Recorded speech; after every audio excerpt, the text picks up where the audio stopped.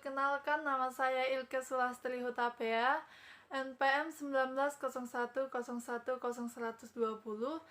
Di sini saya akan menguraikan praktek mengenai penilaian sikap dalam pembelajaran bahasa Indonesia di kelas tinggi. Sebelum memulai praktek atau cara saya menilai sikap dalam sebuah pembelajaran bahasa Indonesia, di sini saya akan menjelaskan sedikit mengenai penilaian kompetensi sikap. Nah, di sini penilaian kompetensi sikap dalam sebuah pembelajaran merupakan serangkaian kegiatan yang dirancang untuk mengukur sikap peserta didik sebagai hasil dari suatu program pembelajaran. Penilaian sikap juga merupakan aplikasi suatu standar atau sistem pengambilan keputusan terhadap sikap. Selanjutnya saya akan mempraktekkan langsung bagaimana cara saya menilai sikap dalam sebuah pembelajaran bahasa Indonesia di kelas tinggi. Simak videonya baik-baik ya. Halo anak-anak, bagaimana kabarnya? Ibu berharap semua anak-anak di rumah baik-baik, tetap semangat dan terus bahagia. Oke, di sini kita akan memulai pembelajaran kita.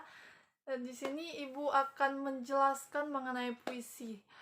Nah, di sini kita mulai pembelajaran kita.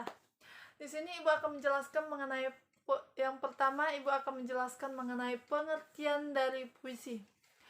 Puisi merupakan salah satu bentuk karya sastra yang mengungkapkan sebuah perasaan dan suatu pikiran dari penyair secara imajinatif, tersusun serta disusun dengan mengonsentrasikan sebuah kekuatan bahasa dengan sebuah struktur fisik dan struktur batinnya.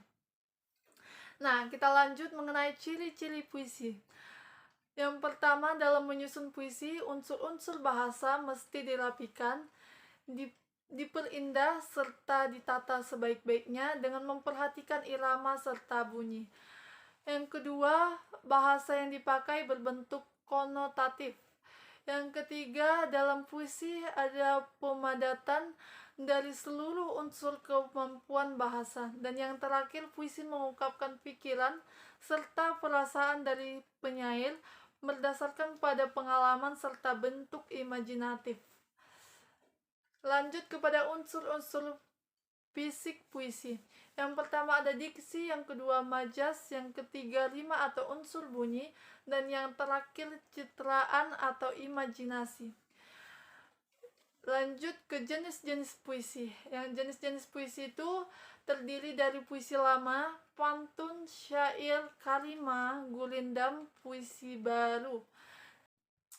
Lanjut, di sini ibu akan menjelaskan cara-cara membuat puisi beserta contohnya. Kali ini ibu meminta adik-adik semua untuk memperhatikan dan menyimak baik-baik karena nantinya ibu akan memberikan tugas kepada kalian.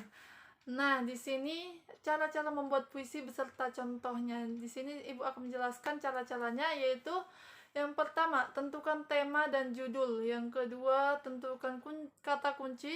Yang ketiga, gunakan gaya bahasa. Dan yang terakhir, kembangkan puisi seindah mungkin. Nah, ibu membuat sebuah contoh puisi yang akan ibu bacakan. Nah, di sini ibu mengambil judulnya adalah Aku. Aku. Kalau sampai waktuku, ku mau tak seorang kan merayu. Tidak juga kau, tak perlu seduh sedan itu. Aku ini binatang jalang, dari kumpulan terbuang. Biar peluru menembus kulitku, aku tetap meradang menerjang. Luka dan bisa kubawa berlari. Berlari hingga hilang pedih-perih. Dan aku akan lebih tidak peduli. Aku mau hidup 1000 tahun lagi. Nah, di sini adik-adik sudah mendengar puisi yang ibu bacakan. Nah, tugas kalian hari ini yang pertama, carilah kata-kata sulit pada puisi di atas, lalu carilah makna kata tersebut dari kamus bahasa Indonesiamu. Contohnya, ibu membuat sebuah tabel yang dimana ada kata yang sulit, terus di sampingnya makna dari kata tersebut.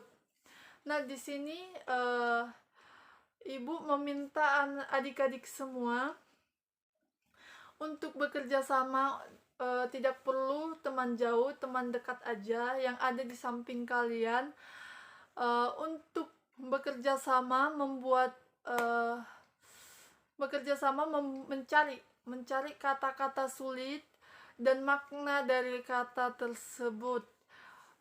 Cari sebanyak mungkin dan lengkapi dengan makna dari kata tersebut. Yang kedua, ibu mau adik-adik semua rancanglah sebuah puisi singkat tentang benda-benda yang ada di sekitar sekolah. Nah, di sini ibu meminta adik-adik semua untuk membuat sebuah puisi.